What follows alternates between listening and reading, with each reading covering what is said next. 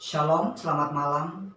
Kembali kita akan merenungkan firman Tuhan pada malam hari ini melalui renungan malam seiman tanggal 11 Oktober 2020 yang ditulis oleh Ibu Kathleen dan Pendeta Jonathan Guntaraf dengan judul Syarat untuk Mengikuti Perjamuan. Kita tunduk kepala, kita berdoa. Tuhan, terima kasih untuk kesempatan yang telah Engkau nyatakan bagi kami, di mana Engkau telah berikan waktu untuk kami boleh merenungkan sebagian dari firman-Mu. Kiranya tuntunan Roh Kudus-Mu menjadi bagian kami, Bapa. Di dalam nama Tuhan Yesus kami berdoa. Amin. Kebenaran firman Tuhan yang akan kita renungkan pada malam hari ini terdapat di dalam 1 Korintus 11 ayatnya yang ke-27 dan 28. Jadi, barang siapa dengan cara yang tidak layak makan roti atau minum cawan Tuhan, ia berdosa terhadap tubuh dan darah Tuhan. Karena itu, hendaklah tiap-tiap orang menguji dirinya sendiri, dan baru sesudah ia memakan roti dan meminum dari cawan itu.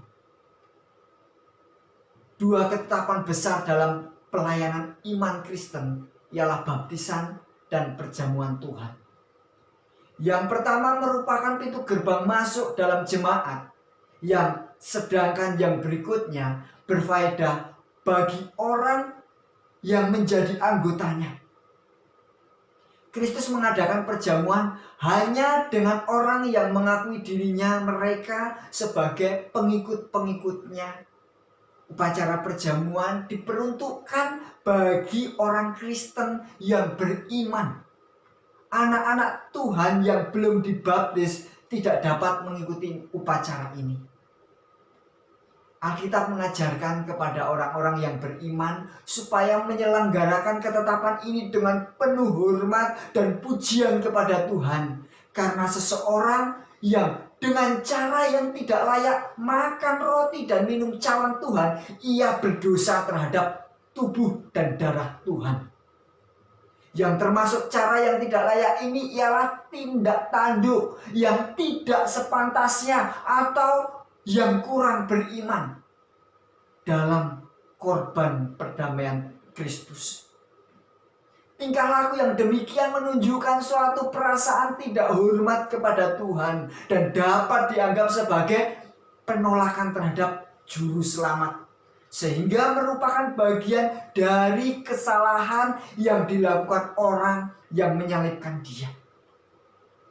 Keikutsertaan yang tidak pada tempatnya akan mendatangkan suatu perasaan tidak senangnya Tuhan. Barang siapa yang makan dan minum dalam cara yang tidak layak berarti menghukumkan diri mereka sendiri. Mereka gagal membedakan antara makanan sehari-hari dan roti yang dikhususkan untuk melambangkan kematian Kristus yang mendatangkan perdamaiannya. Dalam SDA Bible Commentary edisi revisi jilid 6 halaman 765 mengatakan, orang yang beriman janganlah memperlakukan upacara yang ditetapkan itu hanya sekedar upacara peringatan karena adanya peristiwa sejarah. Upacara ini bukanlah suatu upacara biasa. Sebab inilah mengingatkan kita bagaimana dosa telah membuat Allah berkorban dan betapa manusia berutang budi terhadap juru selamat kita. Peristiwa ini juga berarti bahwa umat percaya harus tetap mengingat dalam benak mereka akan tanggung jawab untuk menyampaikan kesaksian kepada khalayak atas imannya dalam kematian perdamaian yang dilakukan Allah. Sebab itu Paulus mengajak kita menguji diri sebelum turut dalam perjamuan kudus. Kiranya perjamuan kudus adalah peristiwa yang mengangkat kehidupan dan pertumbuhan kerohanian kita sampai kedatangan Yesus yang kedua kalinya. Kita tunduk kepala.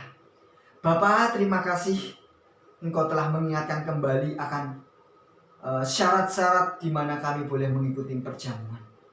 Biarlah apa yang telah kami dengar semua boleh menambah iman kerohanian kami untuk semakin hari semakin dekat dengan Engkau.